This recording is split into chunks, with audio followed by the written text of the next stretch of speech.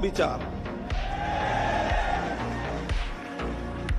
Awami League Islamic রাজনৈতিক সংগঠন নয়, বিএনপিও ইসলামিক রাজনৈতিক সংগঠন নয়, তবে এই দুটির মধ্যে ঐতিহাসিক অনেক ব্যবধান রয়েছে।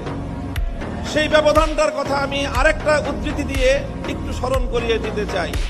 দুটি ধারা প্রতিষ্ঠিত হয়েছে, সংঘাত চলেছে, লড়াই চলেছে। একটি ধারা ছিল পূর্ববঙ্গ কেন্দ্রিক এই বাংলাদেশি জাতীয়তাবাদ তথা মুসলিম জাতীয়তাবাদের, মুসলিম জাতিসত্তা গঠনের যে ঐতিহাসিক ধারা, এই ধারার যারা রাজনীতি করে জাতীয়তাবাদী দল বিএনপি সেই ধারারই প্রতিনিধিত্ব করে। কাজে বিএনপিকে যেমন এই কথাটা মনে রাখতে হবে, যারা বিএনপির সমালোচনা করে তাদেরকেও এই কথাটা মনে রাখতে হবে। বিএনপি এবং আওয়ামী লীগ কেউই ইসলামী রাজনীতি করে না, বরং তাদের রাজনৈতিক ভিন্ন দর্শন রয়েছে।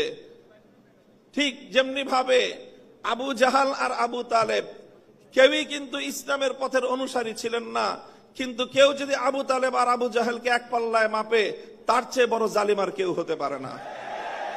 আমি মনে করি ইসলামী রাজনীতির দৃষ্টিকোণ থেকে বিএনপি আবু তালেবের ভূমিকায়, আর আওয়ামী লীগের আগাগোড়াই ভূমিকা হলো আবু জাহালের ভূমিকা। কাজেই এই জন্য বিএনপিকে কথা মনে রাখতে হবে, বিএনপির আগামী নেতৃত্বকে